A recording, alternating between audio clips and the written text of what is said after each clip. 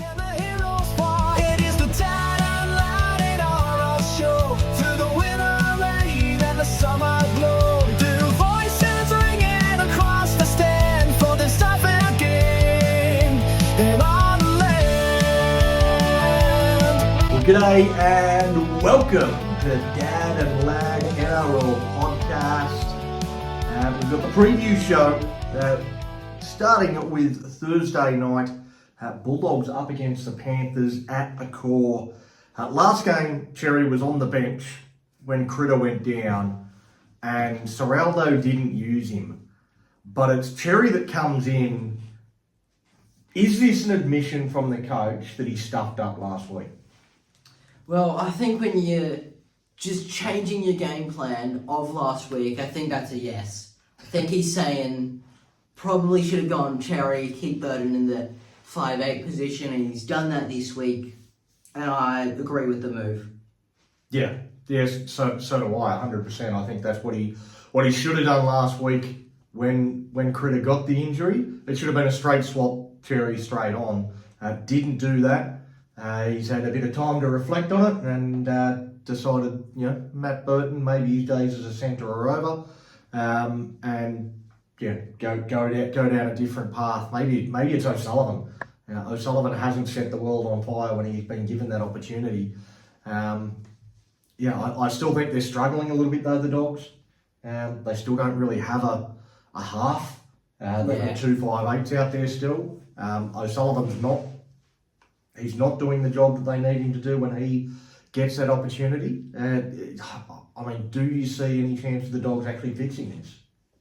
Well, I don't see where they go, because like you mentioned, Sullivan, another not a half, not really. Well, he is a half back. But not at this level. He hasn't been very good. Yeah, he's not at this level to be able to play a half. But you have Galvin and Burton, who are both quite good 5'8s.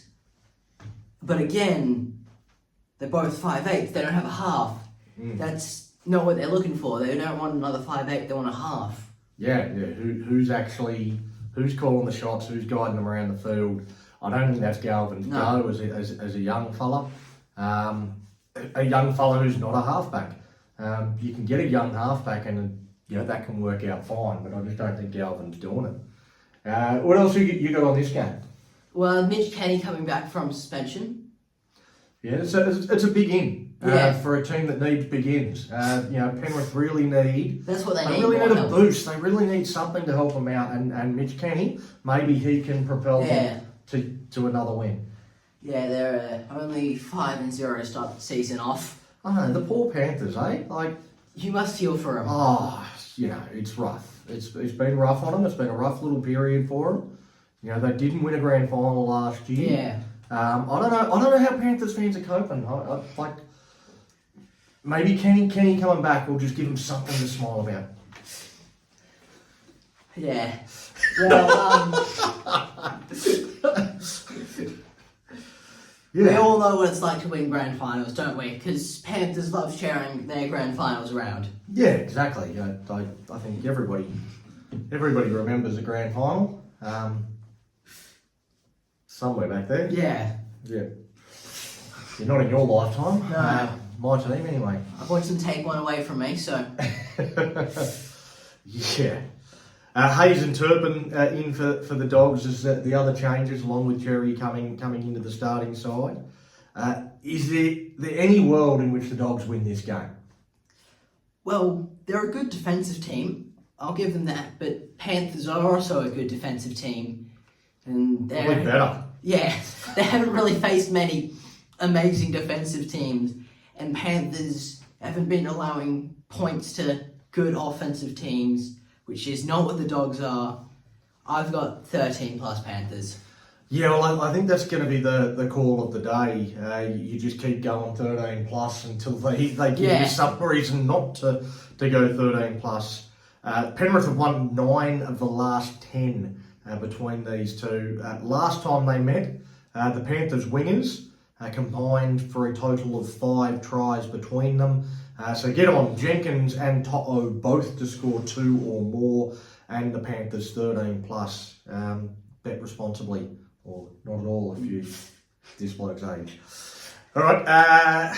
Well, Friday's going to be a big day for us.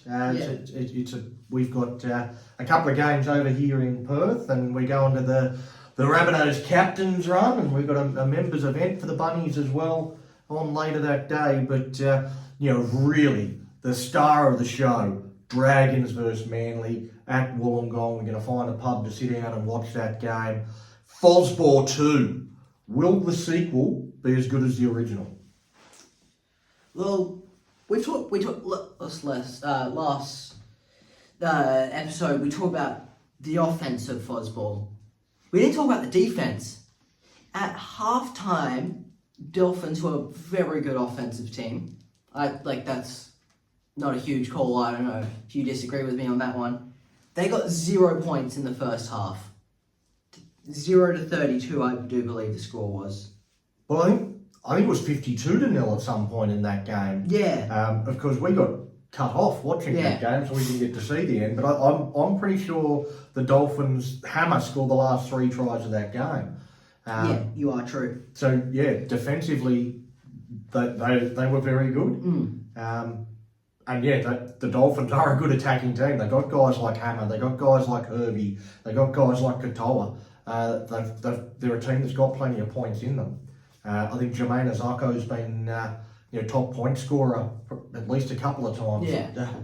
So he's a point scorer. They're a team that's got plenty of points in them, and to keep them to duck egg for 72 minutes or something before Hammer scored that first try. 70 minutes, and then Herbie scored the last one in the 74th minute. He did score one in the 72nd minute.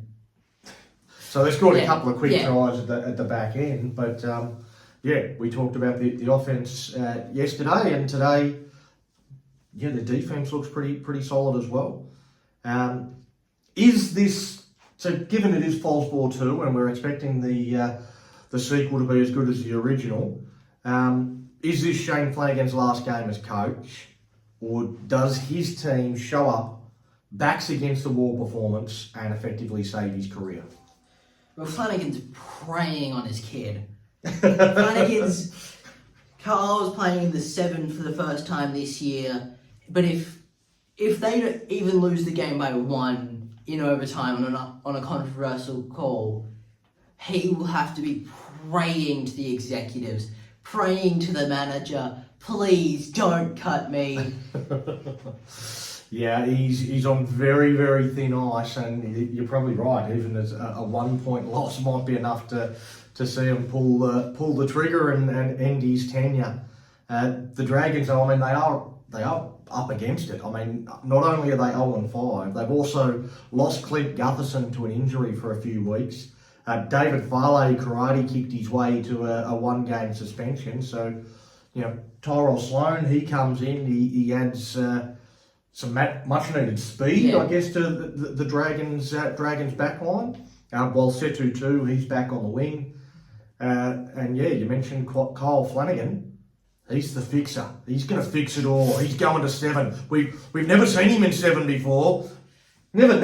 No, he's never. Except most of last year where we also lost the 5 games. Lost the last 5 games, was it? But he hasn't played this year. He didn't play last week. And we lost. Apart from the other 4 games that he also played in, and we lost. But apart from that, he's the fixer. He's going to fix it all for the Dragons. Don't you agree? Yeah, fully. Atkinson getting to play in the 6th role, that's also what you need. Well, he is a 6. I said this at the start of the year. I said at the start of the year, Kyle Flanagan should be the 7 and Daniel Atkinson should be the 6. We've got to help Daniel Atkinson play his natural game, because that's what we bought him for. That's what he's best at. Why are we not playing him in that role?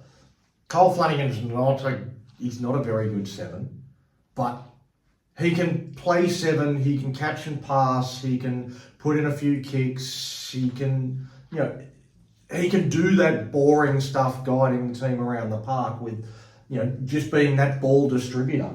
It's not fantastic. It's not exactly what you want from an NRL halfback, but he can play that role and release Daniel Atkinson to actually run the ball a bit and get the ball a little bit wider and take on, you know, a lazy forward one-on-one and beat him with footwork and do all the good things that we know that he's capable of doing. So I think this is the way it always should have been. But when I said it at the start of the year, all the Dragons fans told me I was nuts. It was going to be Atkinson in the 7. Kyle Flanagan should never be the 7. And now all the Dragons fans are going, well, it's about time he put Kyle at 7 and Atkinson at 6. Pretending that, you know, they weren't against it right from the start. So, I don't know. I don't think it's going to make a great deal of difference for the Dragons, if I'm honest. Shane Flanagan has said a few times, in his team, the way that he is getting the side to play, there's no difference between 7 and 6. Whether it psychologically makes a difference to these two blokes, who knows? But Shane Flanagan has said quite a few times there's actually no difference. They're literally moving chairs on the Titanic. For Manly, Jason Saab is back after an enforced holiday. Do Manly go into this with the same game plan as last week, or do you think they have to do something different to beat the Mighty Dragons? I don't think they have to change anything. I think if the Dragons could get a good game plan and get rid of 5 hit-ups and get Sloan in there as the fullback, get a bit of X factor, get some moves going rather than 5 hit-ups and a bomb that's uncontested. Yeah, I think a team that won 52-18 last week is they probably don't need to change too much. I think you're right. The Dragons are the team that need to do something different. 5 hit-ups and a bomb to the corner, again and again and again. Probably not going to be the tactics that the Dragons go into this game with. Hopefully there's something that looks like innovation, something that looks like, you know, attacking play, something that looks somewhat threatening to the opposition. Some way of, as you say, releasing Tyrell Sloan, giving him that space, because, you know, we finally got a guy out there that's got a little bit of speed. Your tits? I've got 13 plus Manly still. Well, I'll tell you what, the Dragons, they have won 9 out of the last 10 against Manly in Wollongong. Manly has just one win at this venue since 2003. It's not a happy hunting ground for Manly. Manly 13 plus. Moving on, Brisbane versus the Cowboys. The bruised Broncos against a Cowboys side riding high on confidence after a 32-0 shutout.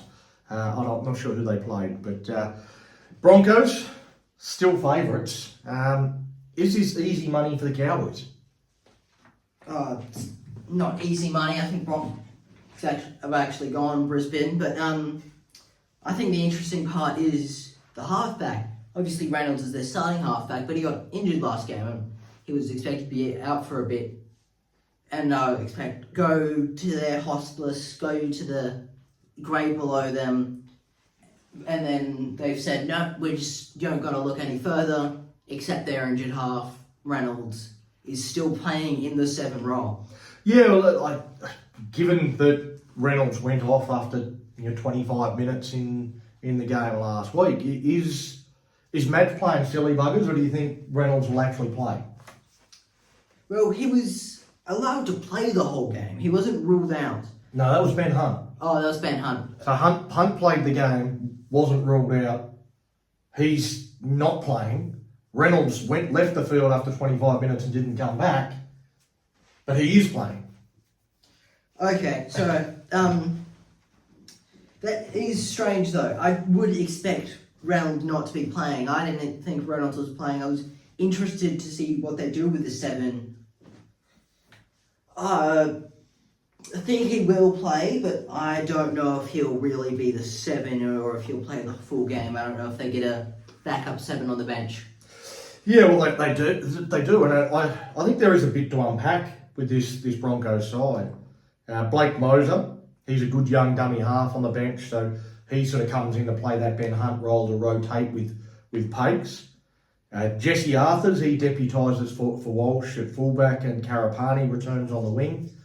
So Tom Duffy, he's in that 19-man squad with Reynolds, I assume, in some doubt. Josh Rogers is also on that extended bench, another half. So maybe if Duffy comes into the side and Reynolds is a late scratching, then Josh Rogers also comes into that 19. I think this Broncos team is very much a watch this space between now and Friday. Yeah. Wouldn't be surprised if we saw Reynolds scratched off. Yeah, well, I mean, you kind of gave away your tip a minute ago. Earlier, you said you are going the Broncos. How much? I've got them 1-12. I've probably got the mid-range of the ladder, though. Yeah. Yeah, I have no confidence in this game at all. I'd be steering clear of it if I was having a punt. But if you're in your tipping comp, you've got to pick one of them. Brisbane, they've actually won the last 6 against the Cowboys, which I don't think it sit too well with the Cowboys in the All Queensland Derby. I think Reynolds, if Reynolds is fine and he plays, Brisbane will find a way to win. But if he's out, I actually think the Cowboys would really be looking forward to targeting, their former player in Tom Duffy, who came across to the Broncos this year. When he played for the Cowboys, he kind of got exposed. I think the Cowboys know his weaknesses as well as anyone. So if he does come in, I think the Cowboys will look forward to targeting him, and the Cowboys could win quite comfortably. For now, on face value, I'll go exactly the same as you. I'll go Brisbane 1-12. But if Reynolds does get scratched, I might be jumping into the app and changing my tip. All right, let's move on to some games that we're actually going to be at. South versus the Raiders at Optus Stadium over here in Perth. The 4th place Rabbits up against last year's minor premiers. Let's sell it. The Raiders, though, they're struggling, but does it worry you a little bit coming up against a Ricky Stuart coach team that's desperate for a win?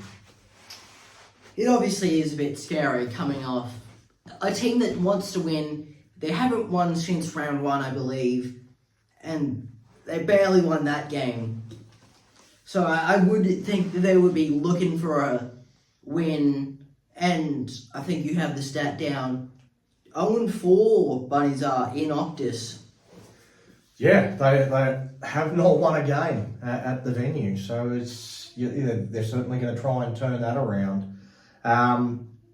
Brendan Smith is in, and oddly named to start at 9. Does this surprise you a little bit that he's come into a side that is winning? The old adage is never change a winning team, but Brendan Smith comes in. Mamas Ellis and Garlic, they're on the extended bench, both of them.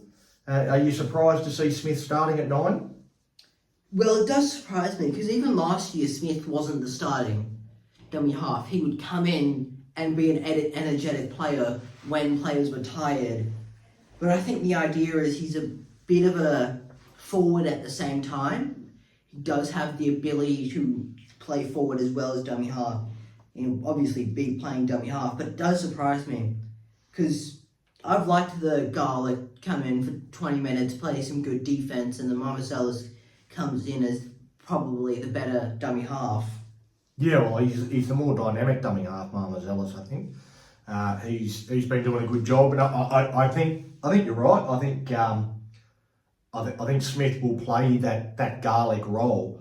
In the Garlic comes in, does the tough, hard, gritty, defensive stuff, and then Marmazelis comes on and sort of tears them apart as they start to tire.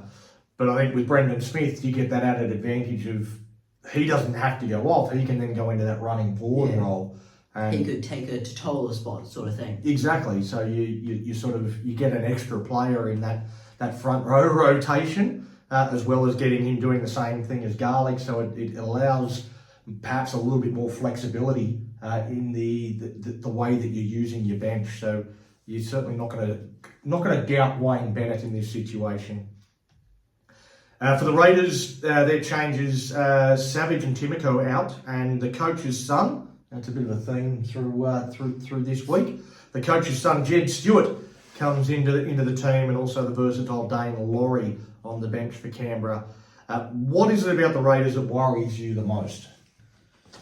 Their forwards. Their forwards are some high level. They have a lot of high level, fast playing players.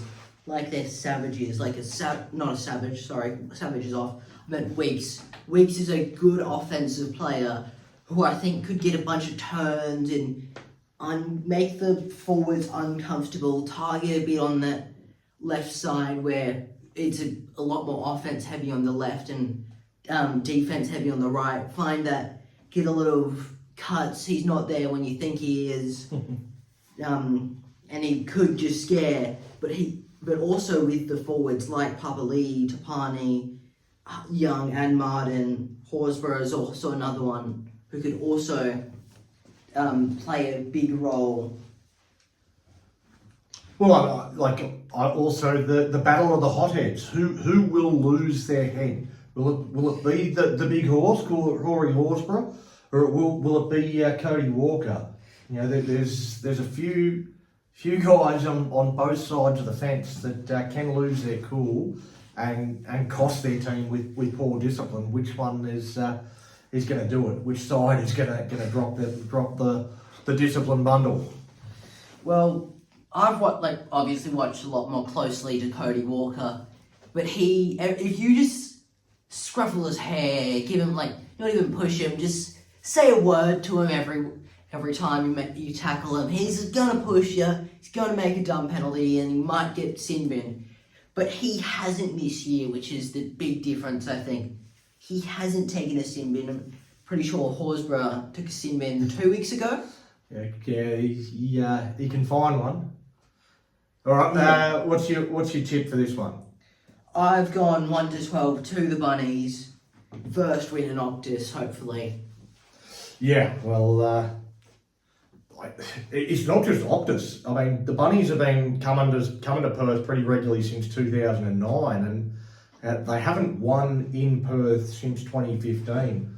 I think they had 3 wins in a row against the Warriors. I don't know why they stopped bringing the Warriors over. They just wanted to play them every single time, and they'd be fine. But yeah, and also against the Raiders, they've actually lost their last 4 games against Canberra. So there's a few things pointing to this being a much tougher game than expected. But I think you can look at stats all you like, but you kind of look at the way these two teams are playing, and I think that the Raiders, for them to win, they need to find a way of unlocking those speed men, as you said.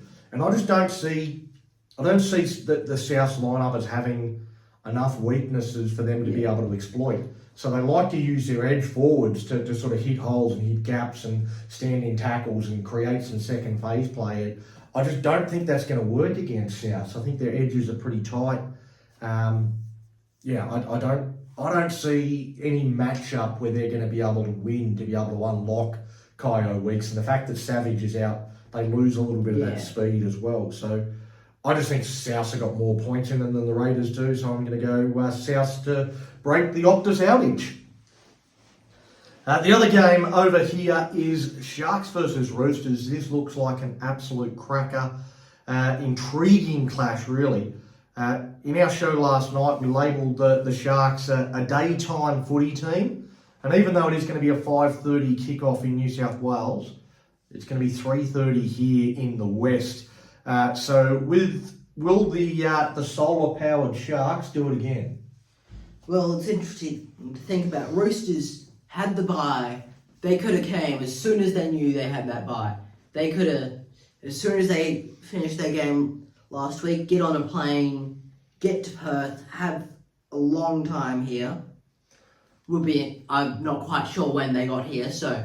Yeah, I don't know whether they've done that, but I mean, it's always an interesting tactic, isn't it? When you've got a game in Perth a long way away, do you want to get there early and make it feel like a bit of a home, have a bit of a bit of a camp feel in the lead up to the game? Do you want to treat it that way?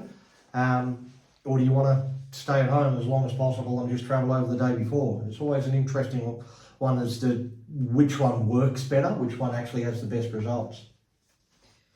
Yeah, well, it will be interesting. Spencer Lenu returning to the Roosters side, a big forward in the second row there. Yeah, it's a big inclusion. He's a guy. You talk about Brendan Smith bringing energy to the Bunnies. Spencer will do the same sort of thing here for the Roosters, coming off the bench. He'll either change the momentum if things aren't going well for them, or he'll drive home the advantage if things are going well for them. So having a guy that just has that energy, and it's kind of infectious, and it goes through your whole team. When it works, he does have that aggressive streak, and sometimes it's not always controlled aggression. So it's got to work positively for the Roosters. But yeah, if it does, then he's a state of origin player himself. He's a wonderful player, and a big inclusion. The Sharks, on the other hand, they lose Jesse Ramian. The other change that I actually thought was a little strange, Billy Smith. He's luckless, this guy. He's out again. And the Chooks going with Hugo Savala in the centres. Does it surprise you they're going with a half in the centres rather than a Tommy Talau who's on the bench, a guy that is an actual centre, an actual outside back? Does it shock you that the Roosters have gone with Savala?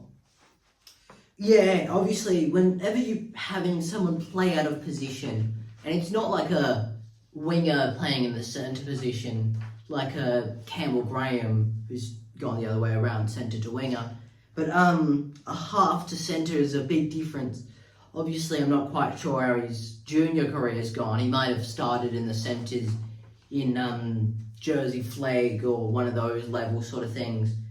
But do you think that it's a little bit like there's similarities to what the Bulldogs have done? Like Burton going into the centres instead of an actual centre. Is this something that could hurt the Chooks in the same way as that move did last week for the Bulldogs? Yeah, I think it could definitely hurt. It'd be interesting to see if he's really a centre, or is he listed as a centre? Is he really playing a half position and he's just snuck into the centre role? Yeah. Maybe he'll be a bit of a third half and play centre on defence more. Yeah, again, sometimes there's certainly been coaches of origin teams and rep teams where the theory has been pick your best 17 players and then work out what positions they're going to play in. And I think that might be what Fitzgibbon is doing here. Not Fitzgibbon, Robinson is doing here, where he's just going, Savala's in our best 17 players, but we've got two halves. All right, you go in the centres. Like we'll work out later where you're going to play because you're too good to leave out of the team. So bring him in there. Again, I don't know. Perhaps it gives you that extra option to set your wingers up a little bit better because he is more of a ball player. He's certainly not a bad ball runner. It'll be interesting to see how that works for the Roosters in this contest, and something I'll be keeping a close eye on. All right, what's your tip for this one? I have the Daytime Warriors with the Sharks 1-12, but on the lower end of the 12 or the 1. Yeah, well, the Sharks, unlike South, they're actually unbeaten at Optus. It's only 2 trips, but still unbeaten. I think they are the day walkers of the competition. I think they'll beat the Roosters to further prove our hypothesis. Right, moving on to Storm versus Warriors at Amy Park in Melbourne. Interesting contest again. I mean, I think it's a really interesting weekend. 2 teams that started the season looking like contenders, but have both had a couple of losses on the trot. Which team gets back on the straight and narrow? Well, I think Storm, obviously last week, versing the executioners Penrith, completing at 94%. If they complete at 94%, again, they should win this game pretty easily. And I think the Warriors have been a lot more varying in they can play a game and they look like the best team in the league and they beat any other team, but sometimes they look like they come out and they wouldn't beat the Dragons. Nobody looks like that. Nobody's looked that bad. Maybe the Dolphins last week against Manly. They were dreadful. Metcalf out for the Warriors, which is a huge out. Yeah. But, like, is it possible that the Warriors could actually benefit from going back to a combination that worked for them in the opening couple of rounds? Yeah, it's interesting. Working in the first couple of rounds, is he really injured, or is he just, I got a bit of a soreness in my left hamstring? Well, another one, unexpected subtraction, but this time we're adding Harry Grant, who's obviously the starting nine. Surprise, surprise. But he was injured. He went down with an injury and was unexpected to play. Expected to miss a couple of weeks, but playing in this game is big. Harry Grant is one of their big players, I think. Oh, I think he's one of the best players in the competition. Yeah. Having him there, I think the Storm have actually got a few good ins. Jack Howarth, Moses Leo, both back in their outside backs. I think their team overall definitely looks a bit stronger this week, and the fact that they've still got Harry Grant there. Again, assuming he plays, there might be again a coach, playing around with the Tuesday team list a little bit, and maybe he's not actually going to play, but named at the moment, and that's a huge inclusion for them. What's your tip in this game? I have Storm 1-12. I'm not sure if I'm on the high, low, mid. Not sure where on the ladder I am this time. Yeah. This game, one of the more convincing stats. Warriors have not beaten Melbourne at all since 2015. That's 17 wins in a row for the Storm. I think that continues in Melbourne. I think there's 18 wins on the bounce for the Melbourne Storm, and the Warriors. That's a bogey team. That's a curse if ever I've seen one. The Melbourne Storm, they've got a few records. That's an impressive one. 17 in a row. Parramatta against the Titans at CommBank. Looking at this, you'd think it was an easy game. The Titans haven't been good. Parramatta have been good enough, but Parramatta are coming off a pretty brutal game against the Tigers. They lose Apatwaddle, who got 2 tries on debut, Bailey Simonson, Jonah Pezzett and Sean Russell. Do all of these outs give the Titans a shot? Yeah, I reckon it definitely gives them a shot. Jonah Pezzett out with a left hamstring injury. He's strained it. Bailey Simpson dislocated ankle. We all saw that one. You didn't like watching that one. No. Sean Russell is knocked out. And Apatwaddle and penalised, and did he get fined or suspended? I don't know. I'm pretty sure he got fined for that one. Yeah, you're fined for being knocked out. How dare he? Made the sport look dangerous. Clearly, intentionally knocked himself. Yeah, wanted a timeout. Yeah. He knew Apatwaddle would be able to get them their 2 tries. Talking about Apatwaddle, he had an AC joint grade 3, which is on the shoulder area. Well, bittersweet debut for him, wasn't it? I don't know. Again, looking at the sort of 19-man bench, it's such a huge occasion for any young man to get his NRL debut. But he kind of got it because there were so many injuries to his teammates. Yeah. So he didn't get that experience of, during the week, getting your number, having somebody from your family come and present you your debut jersey, having 500 of your mates in the stand with personalised T-shirts made up. He missed out on all of that, and you would have thought this week, Jason Riles would give him his proper first grade debut where he could get all his family there, but he's injured now. He's out for a few weeks. But somebody else gets their debut. It's actually a Dragons junior, Raz Nanva, gets his NRL debut on the wing for the Eels. He gets that big moment, the big lead up for him. It'll be an emotional time for him. Is he the kind of guy that copes with that pressure and will just go out and play footy, or will the moment get the better of him? Well, I haven't watched enough of him. I'm sure you've watched a bit more of him than me. But obviously you hope he's able to have as good as debut as Apatwidal. Well, you can only hope. Well, I'm sure he's hoping that he goes gets a try 25 seconds into his debut. That'll be good for a lot of reasons, because he's starting the game, not coming off the bench. The other changes to the Eels, there's plenty of changes, of course. Will Penasini returns, which is a big in. But Ronald Volkman in the halves and Tiankin Brown in the 19 man squad as well. So they've got a few new faces. We haven't talked a lot about the Titans, but it's more. This game really is more about how do the Eels adjust? Do they have that next man up mentality where someone can just come in and do the job? Or do they go to water with so many players out? Do they use this as an excuse?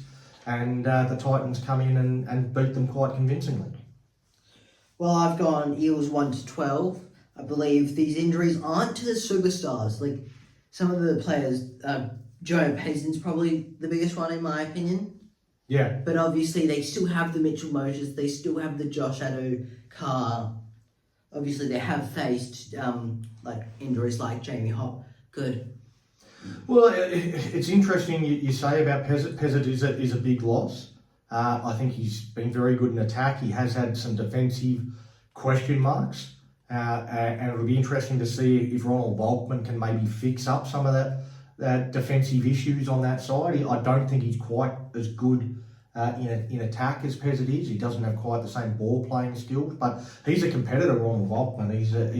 He's a talented young man, and it'll be good to see him get an opportunity. I don't know that they lose a whole lot with Volkman compared to Pezzett, but Pezzett's obviously starting for a reason.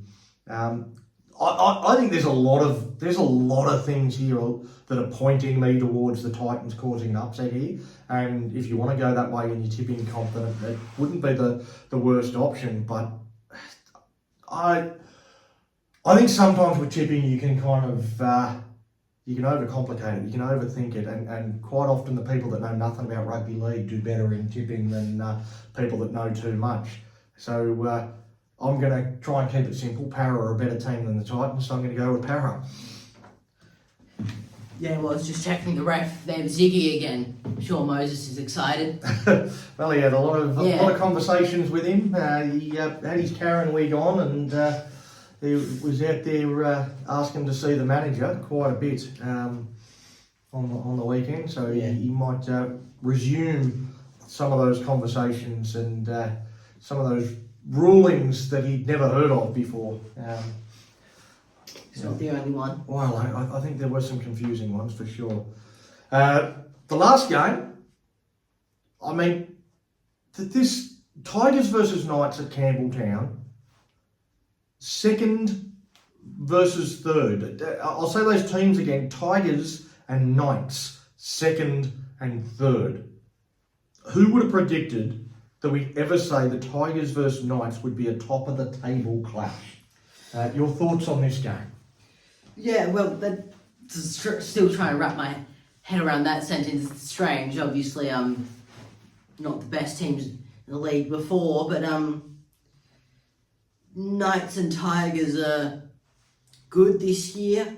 Who knows? It's round 5, but I think we're getting to the round where you're like, this is kind of the ladder. This is a good team. Probably if you look around round 5, that's probably about the same top 8. Obviously, I can only hope as a Bunnies fan. But Bradman Best, who's been earning $700,000 a season, has been added to the expensive bench. And then it brings their total up to $3.4 million forced to sit down. Obviously, I'm sure there's more. But they had 2.7 before with Ponga and Brown both off. And now Best adds another 700,000. $3.4 million that'll be sitting in the stands watching this game. Does that mean you're sort of leaning towards the Tigers with your tip because of that? Yeah, well, it's interesting. You mentioned last week a bit. The Knights haven't really had a hard game. Like, the Knights had a pretty easy schedule. You said it continued with the Raiders, and I agree with you. I think that was a pretty easy game for them. So, are they finding their first difficult side?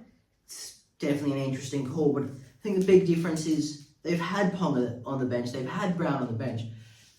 Best came off at half time and didn't play for the rest of it. So they've definitely faced a lot of injuries and still won against the Raiders. I think they've found their first difficulty in a game.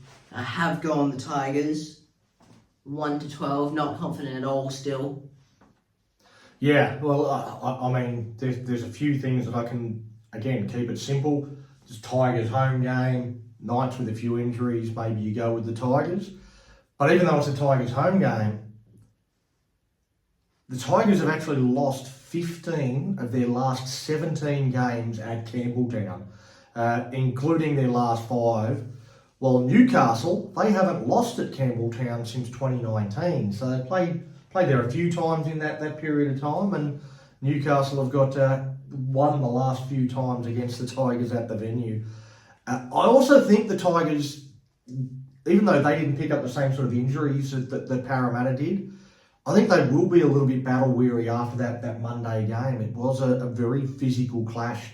It went into Golden Point, went into extra time, and you know that was a tough one. I think that's going to take its toll. And the Knights, we saw against the Raiders, one of the things that really impressed me with that win for the Knights over the Raiders was how physical they were. Yeah. So the Tigers are going into another game that is going to be physically draining, physically demanding.